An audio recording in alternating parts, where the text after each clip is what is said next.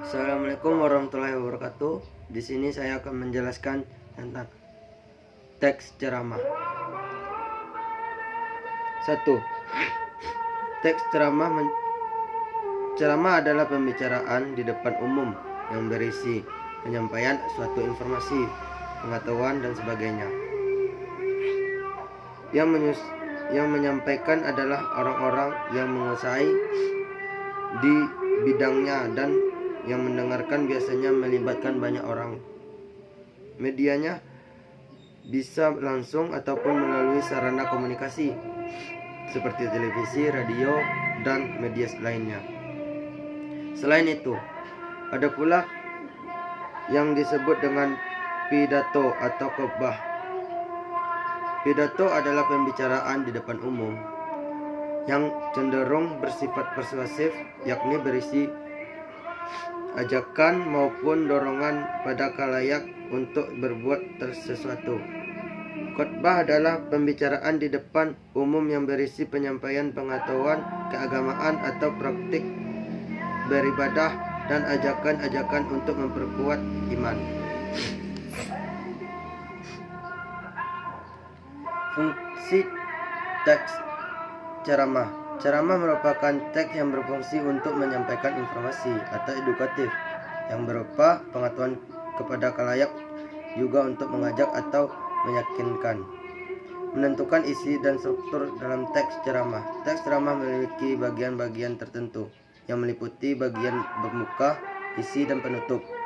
1. Pembuka berupa pengenalan isu, masalah, ataupun pandangan pembicara tentang topik yang akan dibahasnya.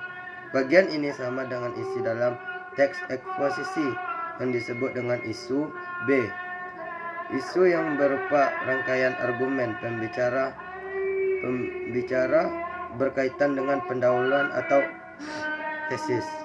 Pada bagian ini dikemukakan pula sejumlah fakta yang memperkuat argumen-argumen pembicara. C. Penutup berupa penegasan kembali atas pernyataan-pernyataan sebelumnya. 2. Ciri kebahasaan teks ceramah. Sebagaimana jenis teks lainnya, ceramah pun memiliki karakteristik tersendiri yang cenderung berbeda dengan teks-teks lainnya. Teks ceramah memiliki kaidah kebahasaan sebagai berikut, yaitu 1. Menggunakan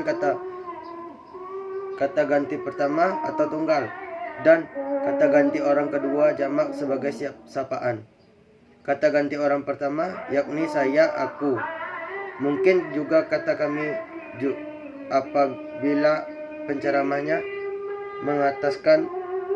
mengatasnamakan kelompok. Teks ceramah sering kali menggunakan kata sapaan yang ditunjukkan pada orang banyak, seperti hadirin, kalian, bapak-bapak, ibu-ibu, saudara-saudara.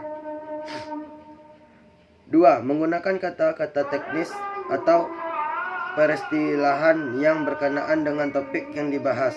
Dengan topik tentang masalah kebahasaan yang menjadi fokus pembahasannya, istilah-istilah yang muncul dalam teks tersebut adalah sarkastis, epimistis, kata krama, kesantunan berbangsa.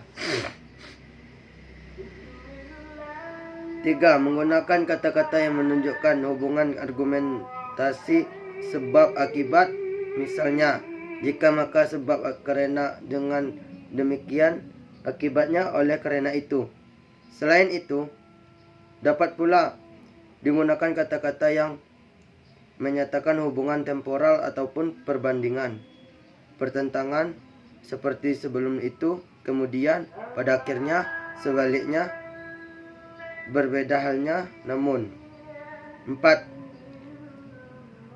Menggunakan kata-kata kerja mental, seperti diharapkan, memperlihatkan, memperkirakan, mengagumkan, menduga, berpendapat, berasumsi, menyimpulkan. Menggunakan kata persuasif seperti hendaklah, sebaiknya, diharapkan, perlu, harus.